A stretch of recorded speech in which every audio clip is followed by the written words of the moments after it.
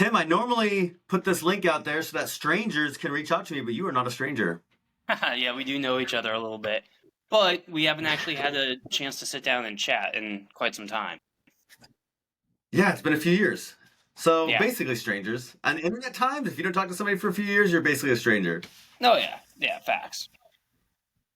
Yeah. Um. So Well, how how are did you? Your these? hair is looking good. I got it out, so I was finally able to actually grow the thing out and have some form of character as opposed to just the standard military silliness. Well, I love that for you because so many guys get out and then they don't have character or personality. So I'm like, why did you get out? I mean, I love guys who get out, they don't do anything with their hair or their dress, and they still make 60 grand a year. And I'm like, why? Yeah. There's What are there's you so doing? much there's so much better. Embrace who you are, and then just let them. Well, I love to hear that from you. That is not the mantra of most people, whether you know it or not yet. But I love that because it's as much as it seems probably obvious to you, and certainly seems obvious to me. It's just not the way most people operate. So I love to hear that. Yeah. There was a saying that I really took to heart a while ago, and it was don't don't be where you're tolerated, be where you're celebrated. And that really hit me because if you're surrounded by like-minded people that just want to not necessarily lift you up, but lift you up and have everyone going towards a mission, I think that's huge as opposed to just being a drone, so to speak. Showing up, doing the nine to I am going five. through that in my life right now. Really? Yeah, How's that? I'm in a place where I am not celebrated, and so No, actually, that'll do it. I'm gonna make some changes. Yeah, I can't have it. I'm like, dude, I'm great, and you guys don't think I'm great, and it's not making me feel worse about myself. It's making me think less of you. Mm, So I like that. I'm gonna bail. And that's one of the things. And I was talking to Mike a little bit about it earlier because I'm in his mastermind for finance silliness because that's the name of the game. Glassby? Yeah, yeah, yeah. Sorry, there's probably a lot of Mikes out there. It's not the most uncommon of names. Yeah, some Mike is listening, and they're like, me? Not me. Yeah, but I was telling him I was like, man, like I want to lean more and more into my real estate and entrepreneurship and assembling a team that I want, as opposed of being a part of like my W-2's team where it's more tolerated than celebrated. And I get, like even on my bad days of owning homes and renting them out, like something like if a deal falls through or if like you don't get the a fund secure, you're like, oh, son of a bitch.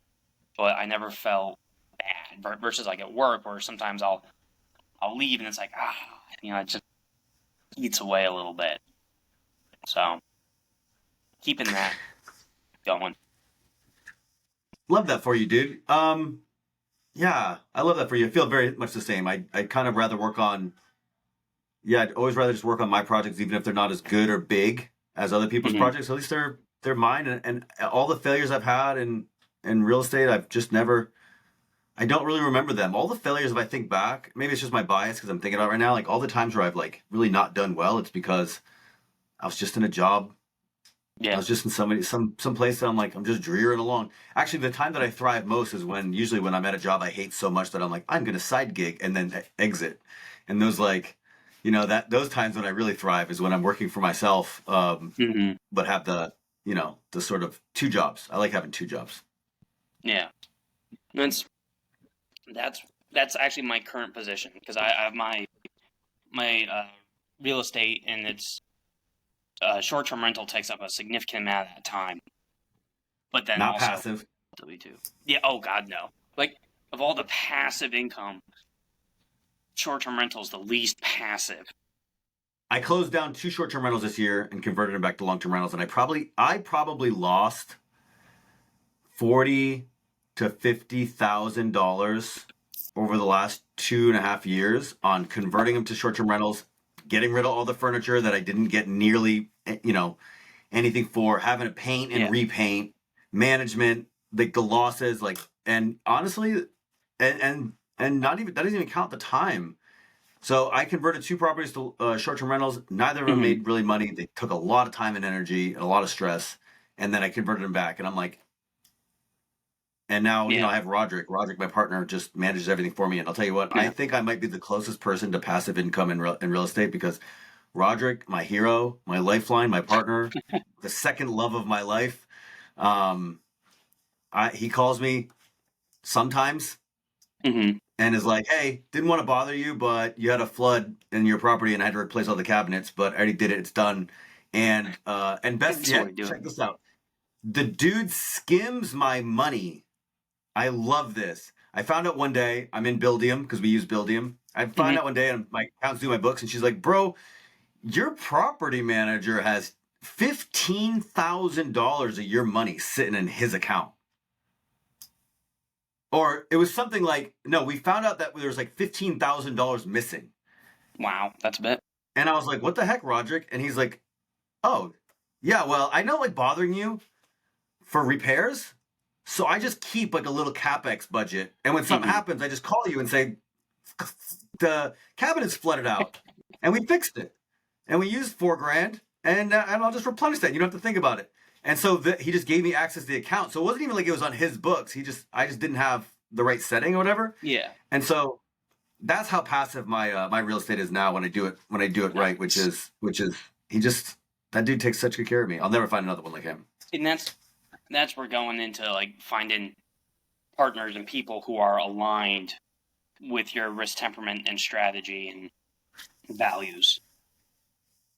So, It's not hard. It's not easy. It's not hard mhm, if you take the right steps, and yeah, it's impossible if you don't do the right things. But the right things to do are quite easy, which is, I mean, I'll just riff off real quick, but it's like the reason I found all my partners is like, one, you got to tell people what you do. yeah, Two, you got to tell people who you are. mhm, And three, you got to tell people how they can work with you. So what you want to do, who you are, and how they can work with you. You tell people those 3 things, and they will find you. They're like, oh, I want to buy multifamily properties in the Southeast. Alex needs an underwriter, an asset manager, deal acquisitions, like mhm, LPs. Oh, I want to be one of those. Let's do this together. But if you don't tell them, they can't know. yeah.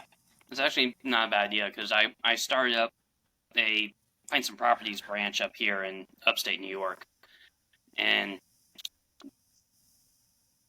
that's it. I didn't think of use. I only thought of that as building a network and building an education community, not necessarily an opportunity to find partners outside of the obvious What? networking. Let me ask you a question about that. Are you an Yep. are you an educator? Do you want to educate, or do you look at education? Let me ask you. Let's start with that. Do you naturally gravitated towards educating people? I love teaching people about life and real estate and finances in martial arts. Those are like the three things I'm passionate about teaching. So a little bit, depending on the topic. Yeah, I want to be really clear here. Do you want to talk about those things, or and help people, or do you want to actually educate?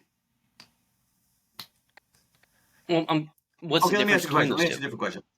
Let me ask you a question. Yeah, have you made any courses? Have you written anything down? Have you written all of this stuff out? So I've written down. I have like 3 or 4 presentations that I have, but it's more analysis basis. Like, hey, here's how I lost $30,000 on a deal. Let's go through, see what's right, what's wrong, and how we can piece that together. So I didn't build a course out. No, it's more speaking.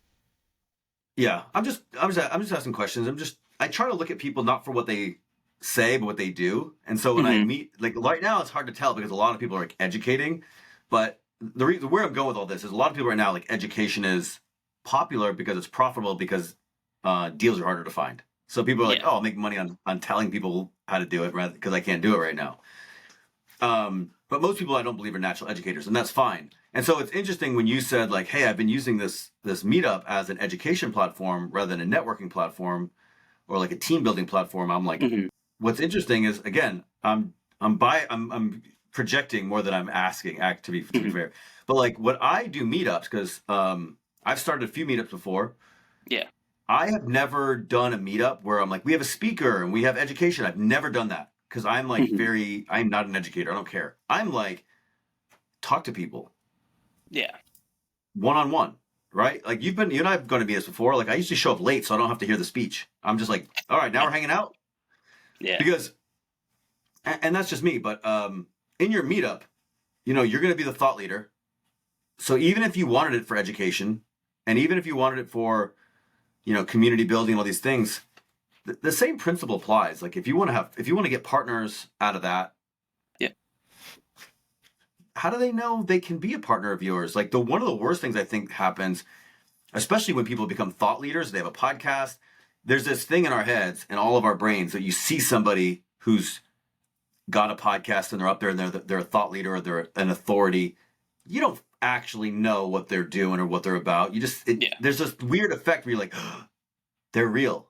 They're taking it seriously. They're a big deal. I'm not on their level. And people do this. Yeah. They put people up on pedestals. And then next thing you know, it's like, dude, I need you as a partner. And you're sitting there going, oh, he's this big deal. He couldn't possibly work with little old me. And so what I find is we have to go out of our way to tell people what we're doing and what we need Hmm. because they're like, oh, I didn't realize that we could find a way to work together. True. Yeah, because I was siloing the networking part and the partnering part. Like that would be a second order of effect with that because for me, the meetup is educationally based because you don't know what you don't know, and especially like podcasts, I find are fantastic. Huge fan of them, but some of the more nuances and the interactions you don't get to when you're not in a live audience, and then from there having that one-on-one conversation, then uh, I would just say if they're asking and looking for an opportunity, but it's not a good way for me to seek out other team members. So I definitely do have to make that change just because it wasn't very upfront and apparent. It was only if you're having a one-on-one and only if the topic came up. So that's a good idea. Scream it from the hilltop, bro. Especially, if you're like, hey, I have a win-win. Yeah. It's not like you're being. I'm not like, oh, go sell from stage your thing at their expense. It's like, dude, I need partners. Yeah. So how many Both deals win. have you partnered on? Because I know you've done quite a bit, and I don't think like you've pulled other folks in for like capital or ownership and equity or something.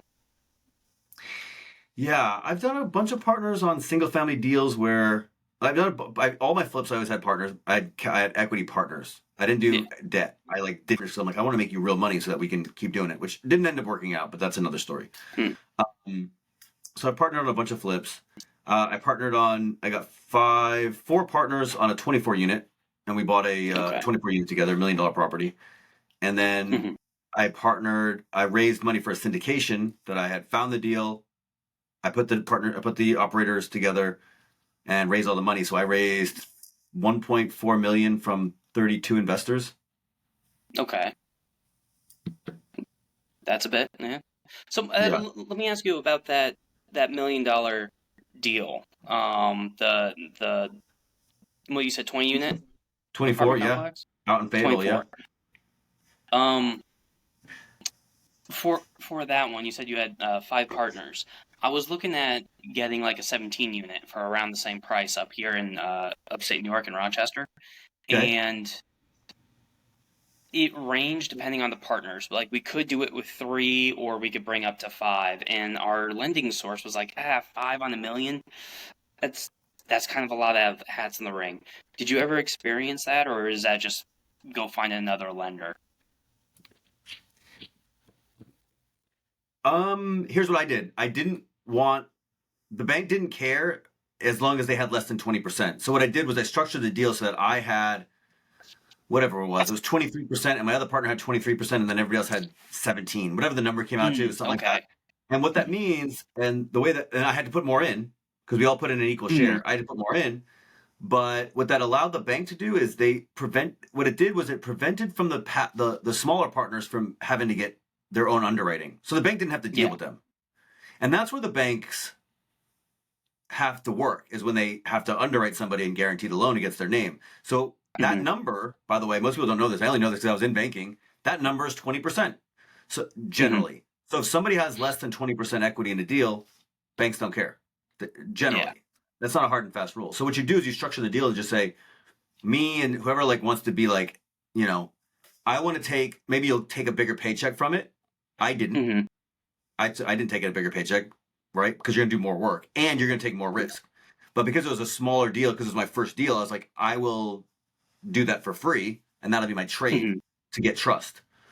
Okay. So you can go to the bank and say, hey, it's 5 partners, but only 2 are going to guarantee the loan. So we'll have 25 and 25. We'll take half, and then the other partners will take, you know, whatever's left of the other half, however those shares Yeah. break out, whether it's 2 or 5 people. Now that means you're probably gonna have to come up with more of the capital, but maybe that's a problem, maybe that's not. Um, but that's how I structured it, and that way the bank's like, we don't care who the other 3 partners are. Then Fair enough. Yeah, because we were trying to get like 5, and the bank was like, that's kind of a lot because it would be each like 20%. yeah, So yeah, they don't want to do the work for the underwriting because they're like, oh, this is so much work for them. It's, well, what is it? It's a $700,000 loan, yeah, right? and It's a there's big stack of paperwork for $700,000. You got to remember the stack of paperwork. If they had one partner and they did $10 million, right, and it's a simple loan, the stack of paperwork's this big, and they loan yeah. out $10 million versus this for 750,000. Just from a company perspective, which product would you want Oh yeah, the first one every day of the week. I mean, that every day makes of the week? entire sense. So for Yeah. them, and I think about this because I was in banking. Like, these are human beings. This is not Hmm. like the bank. It's human beings. Yeah. It's Yeah. it's Julie and Johnny, and they're like, we're on salary. Maybe we get a little bonus for closing deals. Like, we don't get a big commission check for. Now the salesperson does, the broker does, but everybody else is Hmm. just they're just Yeah. They're just they're on salary. So they're like, dude, we want loans that are easy. That's like one of the best tips I can tell somebody about lending, about going to get banks, is like, oh yeah. understand that the other person on the other end, like, think about the work they have to do and how it's structured. Now that's not easy if you haven't worked in banking, but like, talk to a banker, talk to somebody who's been banking. Like, how can I make this loan so when I walk into the bank, they're like, this will be the easiest money I've ever made. Let's go. That's when you get loans approved. Okay. A deal has to make money, Yeah. but if you get a deal that makes money, there's a lot of deals that make money that get turned down, right? All day long. We see this all day long. There's deals out there that get. Really? Of course. Look at your deal. What about the deal you just told me about? And you're like, this makes money. They're like, oh, 5 partners though. Why do you think it's because it's too much work? Yeah. It's Okay. too much That of a makes sense. hassle. It's not that the deal doesn't make money. It's like, maybe the risk is weird. Maybe it's a risk they don't want to take. Maybe it's a risk they don't understand. And a lot of times it's just like, you know, there's generally not most banks have they have a lot of opportunities. They're not like, Yeah. oh, thank God Tim walked in. We were going to go broke. Yeah. True. So they're like, we're going to take the ones that are the ones that are going to keep us afloat, and we're going to kick off the ones that are like, dude, this is just spinning wheels. Yeah. Because you There's got to too think, much work. what is the bank going to make on 700 grand? They're going to make 1%. They're going to make 70 grand a year. Yeah. Whatever. I mean, True. maybe they'll make depending on what their cost of capital is, but maybe they make 3%. It's just like, if you break it down like that in those kind of terms, like, what does the person have to do? What does the bank actually make? And they start thinking about this, and they're like, okay, make it fucking easy. Yeah. No. That. So how do I'm sure I can just ask my bank, but in your experience, like, do you have like a standardized template that you do when you go to the bank and you're like, hey, this is the loan that I'm trying to get for this property? That's a good question. I don't have a standard anything because every time that I've like, um, I evolve. So like, I don't have standard anything because every time I do a deal, I'm like, oh, I could do this better. So every time I've done a pitch or something to a Hmm. bank or whatever, it's just they get better. So I wouldn't say I have a standard, but I will say that I do have some. I'll have a format. I'll give you a format or a framework. I Okay. should put this into a framework. Have a pitch, Like you are selling the bank, they want to be sold. What's going to happen is the broker is going to look at this, right? And they're going to go bring it to their head underwriter, and they're going to have to. And if they agree, then they have to get more information, and then they have to start bringing it to secondary underwriters or servicers, and they have to start taking apart the deal and seeing if it's going to make money, yada yada yada. So the first thing you can do is make the pitch clear, clean, thorough, and answer all their questions up front. So just like you were pitching an investor. So what I do is, I should probably write this out. What I would do is just be like, if you're going to a bank and you say just so you're going to an investor, like, what are all the questions they're going to ask you? All of them. Yeah. And then you write it out. And what you want to do is you want to keep it, you want to go from like concise to thorough. Because like nobody wants to go read your 40-page freaking pitch. Yeah. So it's like, what are you trying to accomplish? What's the deal? Why does it make sense? Right? And then you just start going through like, I'm trying to think of how I do a normal pitch deck. What's the deal? Why are you, what it is, where it's located, what's the opportunity, right? How does this make money? Yep. Right? How do we want to pay for it? Who are the operators? Right? What's the 5-year business plan? Can you write out projections? And then you just start building out what's basically an FAQ. What if this happens? What if this happens? Who's going to do the construction? Who's going to property manage it? It's like all that stuff. You're going to need that no matter what, because you're going to have investors, you're going to have partners, you're going to need that stuff. The faster you can get ahead of it, the better you are. Secondly, there's something about writing things down that takes it out of your head, where you think it's clean in your head, but if you can't write it concisely, it's not as clean in your head as you think.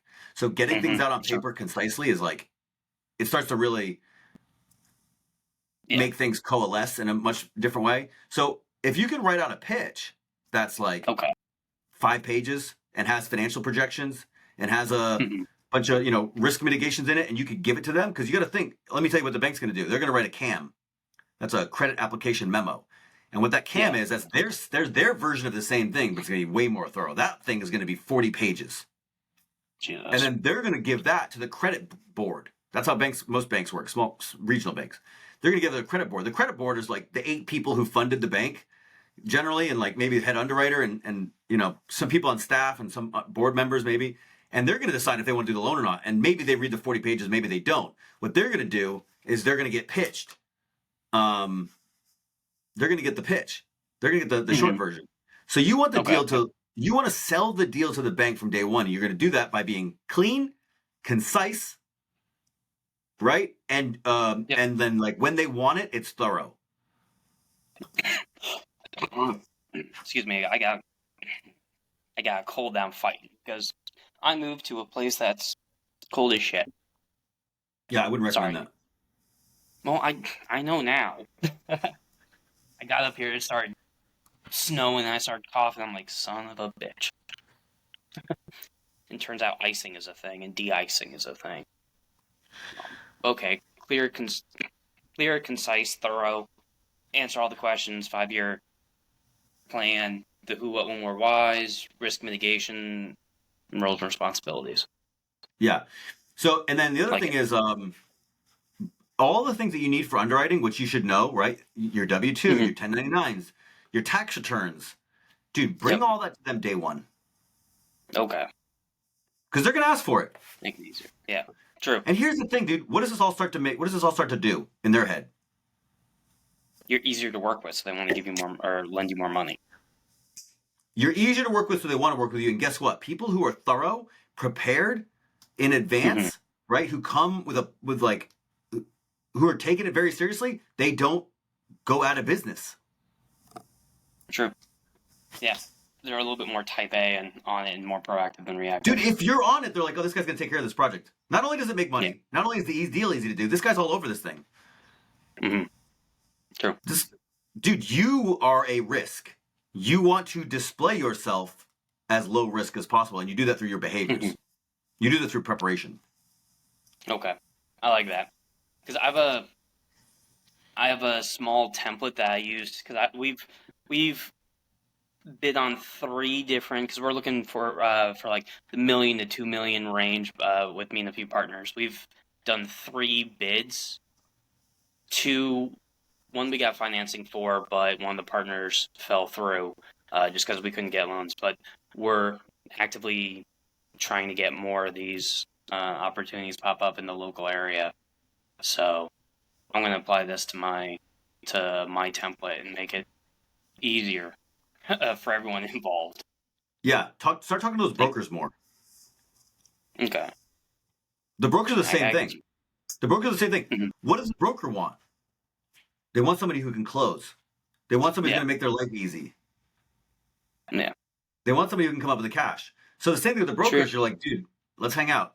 Like, hey, I'm looking for you can send them stuff, right? Hey, can I send you an email? Hey, this is what I'm looking for. This is why. I have my equity lined up. I have my debt lined up. I've already talked to the bank. Like, I'm ready to go. This is the kind of deal I'm looking for. Mm-hmm. And then we're like, oh, freaking Tim wants $1 million deal, 17 to 20 units, whatever it is. Here's one. I already talked to him. He's top mind. Let's go. True. That's a good idea. I didn't think of that one. I don't know why. It seems pretty straightforward. Oh, yeah. Dude, it's just people.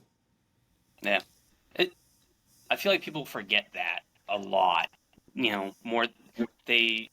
People view things as a function as opposed to people. Who we are as opposed to what we do. I never forget. Good. Well, I mean, I tell people, I never star. invest in real estate. I only invest in people. Oh, yeah. That's awesome. Well, I want to be respectful of your time. I know that we're coming up on this. Gotta say, been following you, loving what you're doing, seeing where you're going. You're awesome. Thank you. I think. All right, I'll get your hair. All right, dude. Be well. Yeah. Have a good one. Bye. Hey, wait. Fuck.